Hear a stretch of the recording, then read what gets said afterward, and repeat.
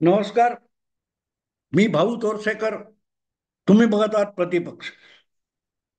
मित्रांनो, हरियाणाच्या निवडणुका नुकत्याच संपल्या आणि त्या निवडणुका जिंकण्यासाठी भारतीय जनता पक्षाने पाण्यासारखा पैसा ओतला. निवडणूक आयोगापासून प्रशासकीय यंत्रणेचा मुक्त हस्ताने वापर केला. किंबहुना निवडणूक प्रक्रियेमध्ये बऱ्याच काही गफलती केल्या, असा आरोप झालेला आहे. आणि हा आरोप गेल्या 5-7 वर्षामध्ये सातत्याने कुठल्याही बाबतीत होत असतो. सुप्रीम कोर्टावर आरोप होतो, राज्यांच्या राज्यपालांवर आरोप होतो, वेगवेगळ्या काय त्या तपास यंत्रणा आहेत त्यांच्यावर आरोप होतो. म्हणजे त्यांचा तसाच वापर इतर पक्ष सत्तेत असताना झाला तर त्याबद्दल बोलायचं नाही. उद्धव ठाकरे मुख्यमंत्री असताना अर्णब गोस्वामी, ते केतकी चितळे यांच्यासारख्यांवर अन्यायकारक पोलिसी अत्याचार करण्यात आले. खोटे नाटे आरोप दाखवून त्यांना अटक करण्यात आली, तुरुंगात डांबलं गेलं. तरी त्याविषयी चकार शब्द न बोलणारे लोक, अगदी पत्रकार आणि राजकारणी, तितक्याच तावातावाने भाजपचं मोदी सरकार, प्रशासकीय यंत्रणेचा आणि विविध संस्था संघटनांचा कसा गैरवापर करतो हे अगत्याने सांगत असतात. आणि त्यापैकीच एक संस्था, प्रशासकीय किंवा संवैधानिक संस्था म्हणजे राज्यपाल आहे, राजभवन आहे. राज्यपालांचं वास्तव्य असतं, त्याला राजभवन म्हणतात. आणि या राज्यभवनामध्ये, महाराष्ट्राच्या राजभवनामध्ये बसलेले माजी राज्यपाल भगतसिंग कोश्यारी यांच्यावर असे आरोप वारंवार झालेले.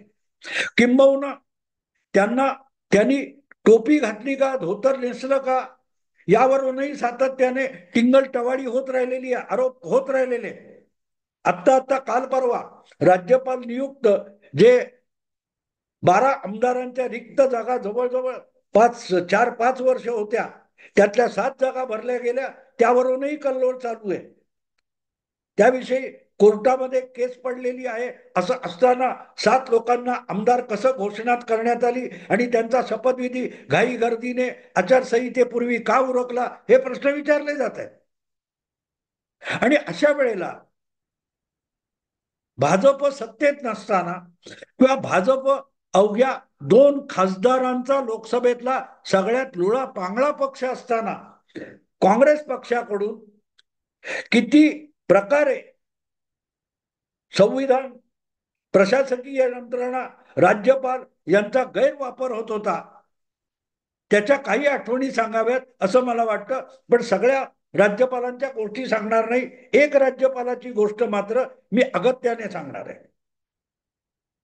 आपल्याकडे 20 जून, सॉरी 30 जून 2022 मध्ये जे सत्तांतर झालं, तेव्हा राज्यपालांनी उद्धव ठाकरे यांच्या राजीनाम्यानंतर एकनाथ शिंदे यांना मुख्यमंत्री होण्यासाठी आमंत्रित करणं योग्य आहे का, हा प्रश्न अगदी सुप्रीम कोर्टापर्यंत गेलेला आहे.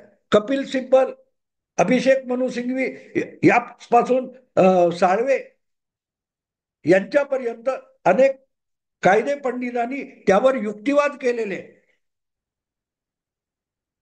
त्यामुळे राज्यपालांची भूमिका हा गेल्या काही काळामध्ये आपल्याकडे सातत्याने चर्चेचा विषय झालेला आहे. अनेक घटना तज्ञांनी त्यावर आपली अक्कल पाजळलेली आहे. पण राज्यपाल किती उच्छाद मांडू शकतो याचे अक्षरशः शेकड्यांनी केसे आपल्याकडे उपलब्ध आहेत, शेकड्यांनी. रातोरात एका मोठ्या राज्यातला मुख्यमंत्री बदलण्यात आला आणि त्याच्या जागी राज्यपालांनी आपली मनमानी करून दुसरा मुख्यमंत्री बसवला आणि विषय सुप्रीम कोर्टात गेला. तेव्हा एकाच वेळेला उत्तर प्रदेशात 2 मुख्यमंत्री होते. हे मी आज एवढ्यासाठी सांगतोय की हरियाणाचा विषय आला आणि अजूनही हरियाणामध्ये कदाचित 1-2 दिवसामध्ये शपथविधी, मी बोलतोय त्यानंतर अर्थात शपथविधी होणार आहे, राज्यपालांकडून होणार आहे. तर त्या हरियाणामध्ये एकदा राज्यपालांनी केवढा मोठा चमत्कार करून दाखवला होता. आणि त्यानंतर नुसते आरोप नाही, अगदी राज्यपालांची गचंडी पकडून त्यांचे धिंडवडे काढले गेले होते. ते सांगणं मला अगत्याचं वाटतं. राज्यपाल हा राज्याच्या कारभारामध्ये आणि राजकारणामध्ये किती टोकाचा आणि विकृत हस्तक्षेप करू शकतो याचं उदाहरण इंदिरा गांधी देशाच्या काय म्हणतात मला वाटते सॉरी राजीव गांधी पंतप्रधान असताना इंदिरा गांधी पंतप्रधान असताना एका राज्यपालाने घडवून दाखवलं होतं. वास्तविक त्या राज्यपालाची नेमणूक ही इंदिराजींनी केलेली नव्हती. इंदिराजी वनवासात होत्या आणि देशामध्ये आणीबाणीनंतर जे सत्तांतर घडलं होतं त्यात मोरारजी देसाई यांचं सरकार सत्तेत आलेलं होतं. तेव्हा जे नवे राज्यपाल नेमले गेले त्यापैकी एका राज्यपालाचं नाव गणपतराव तपासे असं होतं. हे गणपतराव तपासे शिवसेनेचे जे हिंदुत्वाचे पहिले आमदार होते. विले पार्ल्याचे रमेश प्रभू यांचे सासरे लागत होते, पण ते मूळचे जुने काँग्रेस नेते होते. त्यामुळे मोरारजी देसाई जेव्हा देशाचे पंतप्रधान झाले आणि जनता पार्टीचं सरकार आलेलं होतं, अशा वेळेला जे राज्यपाल नेमले गेले त्यामध्ये मोरारजी देसाईंनी आपल्या समकालीन असलेल्या गणपतराव तपासे या काँग्रेस नेत्याला हरियाणाचा राज्यपाल नेमलेला होता. योगायोगाने तपासे यांची नेमणूक झाल्यानंतर लवकरच जनता पार्टीमध्ये दुभंग झाला, मध्यावधी निवडणुका झाल्या आणि 1980 साली इंदिराजी परत एकदा प्रचंड बहुमताने लोकसभेत निवडून आल्या. 2/3 बहुमत घेऊन त्यांनी पंतप्रधान पदाची जबाबदारी स्वीकारली आणि त्यानंतर त्यांनी धडाधड जनता पार्टीची सरकार असलेल्या राज्यामध्ये सरकार बरखास्त केली, विधानसभा बरखास्त केल्या आणि मध्यावधी निवडणुका घेतल्या होत्या. त्यातून बचावलेलं एकच राज्य होतं, त्या राज्याचं नाव होतं हरियाणा. हरियाणामध्ये तेव्हा जनता पार्टीचं राज्य होतं आणि मुख्यमंत्री होते भजनलाल. भजनलाल ह्या एकाच जनता पार्टीच्या सरकारला इंदिराजींनी बरखास्त केलं नाही किंवा हरियाणाची विधानसभा सुद्धा बरखास्त केली नाही. ती विधानसभा इंदिराजींच्या वक्रदृष्टीतून बचावली. याचं कारण असं होतं की इंदिराजींनी जे अल्टिमेटम दिला होता त्याला भजनलाल शरण गेले. भजनलाल जनता पार्टीचं हरियाणामधलं संपूर्ण सरकार आणि सगळा पक्ष घेऊन सरळ इंदिरा काँग्रेसमध्ये विसर्जित झाले. अख्खा पक्ष आणि मंत्रिमंडळ. मला वाटते त्याला अपवाद एकच होता. एक आमदार मला आठवतो की जो भजनलाल यांच्या बरोबर जनता पार्टीचा असूनही काँग्रेसमध्ये सहभागी झाला नाही, काँग्रेसमध्ये विलीन झाला नाही. त्याचं नाव होतं सुषमा स्वराज. तेव्हा सुषमा स्वराज ह्या देशातल्या किंवा मला वाटते अख्ख्या देशातल्या सर्वात कमी वयाच्या आमदार म्हणून निवडून आल्या होत्या. हरियाणातून अवघ्या 25 वर्षाची एक तरुणी हरियाणा विधानसभेत निवडून आली. तिचं नाव होतं सुषमा स्वराज आणि त्या सुषमा स्वराज या जनसंघाच्या होत्या, जनता पार्टीत असल्या तरी, आणि त्यामुळे मूळचे काँग्रेसी असलेले भजनलाल यांच्या बरोबर सुषमा स्वराज जनता पार्टी काँग्रेसमध्ये विलीन झाली. तरीही ते जनता पार्टी म्हणून आपलं काम करत राहिल्या, जनसंघ म्हणून काम करत राहिल्या, भाजपात गेल्या. अशा हरियाणामध्ये मला वाटतं 1982 मध्ये जेव्हा विधानसभेची 1982 किंवा 83 असेल, विधानसभेची निवडणूक संपली, 1982 असावं, निवडणूक संपली आणि अशा प्रकारे निवडणुकीचे निकाल आले की विधानसभा त्रिशंकू झाली होती. विधानसभेत कुठच्याही पक्षाला बहुमत मिळालेलं नव्हतं. आणीबाणी उठल्यानंतर जनता पार्टीच्या काळात झालेल्या निवडणुकीत काँग्रेसचा सुपडा साफ झाला होता, पण अख्खी जनता पार्टी घेऊन भजनलाल हे काय म्हणतात त्या काँग्रेसमध्ये आल्यामुळे जी निवडणूक झाली तेव्हा जनता पार्टीतून वेगळा झालेला एक गट होता लोकदल देवीलाल यांचा. आणि त्यांच्याबरोबर भारतीय जनता पक्ष अशा आघाडीने ह्या 1982च्या निवडणुका लढवल्या. त्यामध्ये त्यांच्या पक्षाचे, या आघाडीचे 37 आमदार निवडून आले होते, तर काँग्रेस पक्षाचे भजनलाल यांच्या नेतृत्वाखाली 36 आमदार निवडून आले होते. पण निवडणूक पूर्व युतीला किंवा सर्वात मोठा गट म्हणून भारतीय जनता पक्ष आणि लोकदल यांच्याकडे 37 ही संख्या होती. लोकदलचे 31 आणि भाजपचे 6 असे 37 आमदार होते. तर भजनलाल यांच्याकडे काँग्रेसचे 36 आमदार होते. म्हणजे एक आमदार जास्त या गठबंधनाकडे होता, आघाडीकडे होता.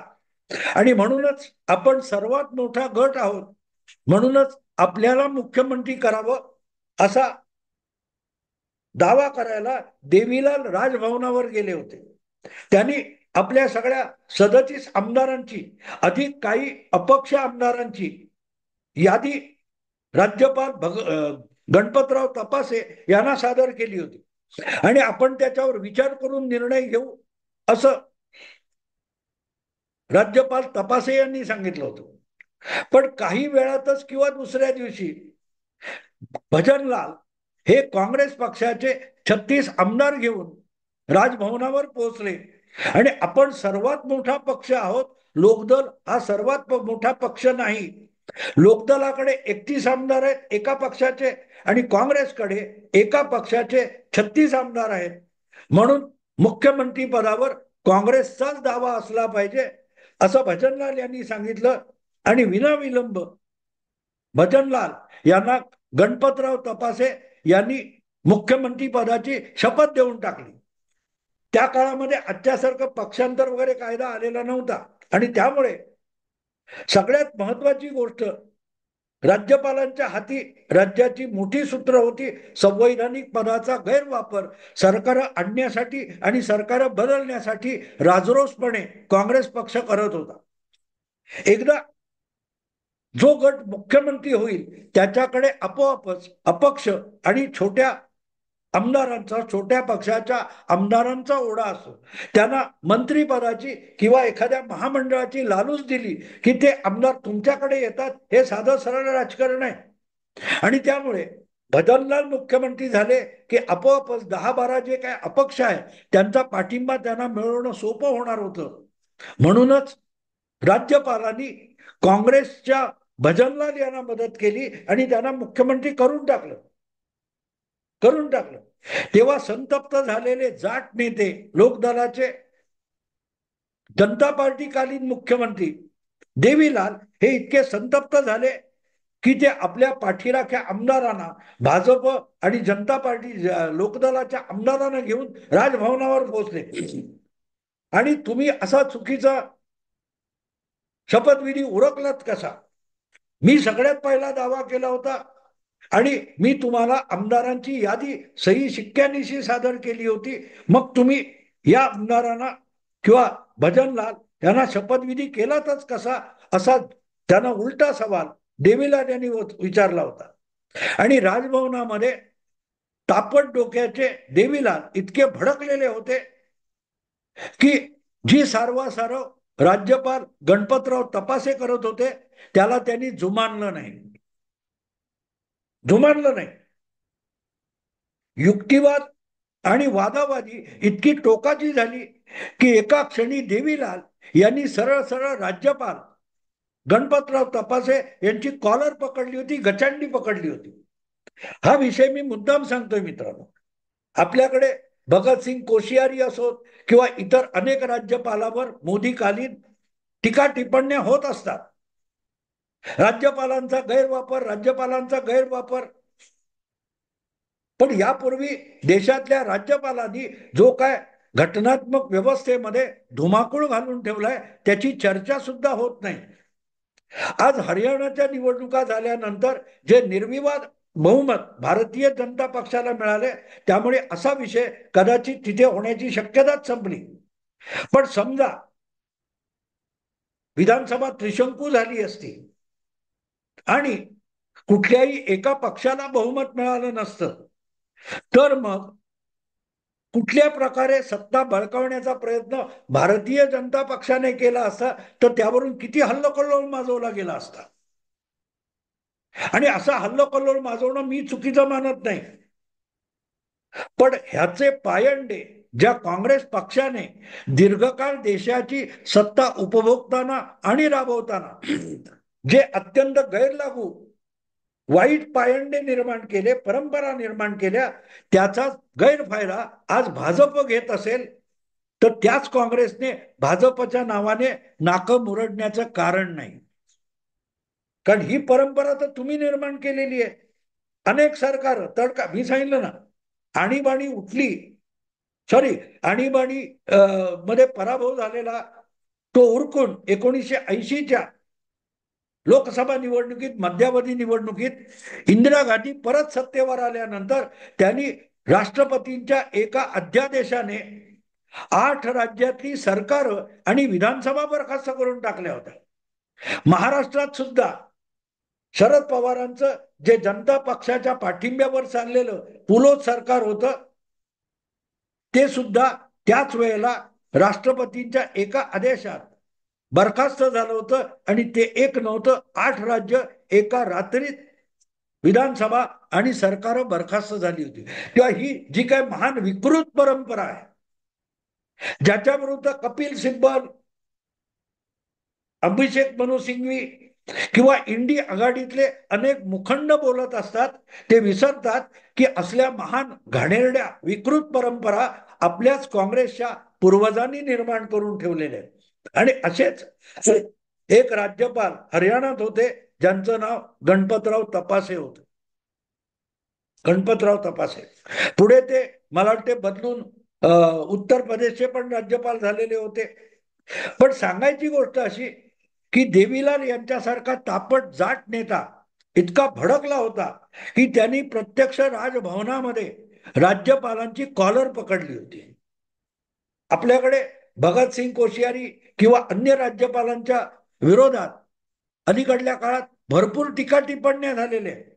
अगदी भगतसिंग कोश्यारी गेल्यानंतर जे भैस नावाचे राज्यपाल आपल्याकडे महाराष्ट्रात आले होते, ते झारखंड मधून आले होते. झारखंडमध्ये सुद्धा भैस नावाच्या त्या राज्यपालांनी चांगलं हेमंत सोरेन यांना सतत तारेवरची कसरत करायला लावली होती. केंद्रातले दिल्लीतले नायब राज्यपाल आणि केजरीवाल यांचा झगडा, संघर्ष सातत्याने चालू आहे. मोदी मुख्यमंत्री असताना गुजरात मधल्या काँग्रेस प्रणित ज्या एक महिला राज्यपाल होत्या, त्यांनी तर विधानसभेने संमत केलेली अनेक विधेयक सही करायची नाकारून त्याचा कायदा होऊ दिला नव्हता. तेव्हा हे चालू राहिले. पण ही आठवण मी मुद्दाम एवढ्यासाठी सांगितली की अनेक राज्यपालांनी अनेक ठिकाणी धुमाकूळ घातला असला तरी हरियाणातल्या राज्यपाल आणि संतप्त राजकीय नेत्यामधला हा जो संघर्ष आहे हा अपवादात्मक आहे. देवीलाल यांनी डोक्यात राग घालून राज्यपालांची कॉलर किंवा गचंडी पकडावी अशी घटना इतर कुठल्याही राज्यामध्ये आणि राजभवनात घडलेली नव्हती. जाट जाट जाट म्हणतो आपण, जाट लँड, जाट नेता, जाट जमात, जाट खाप पंचायत हे शब्द आपण वापरतो, पण जाट हे स्वभावतः अत्यंत उर्मट, उद्धट आणि तापट डोक्याचे असतात, हे विसरू नका. आणि त्याचा सगळ्यात मोठा नमुना म्हणजे तुमचे देवीलाल होते.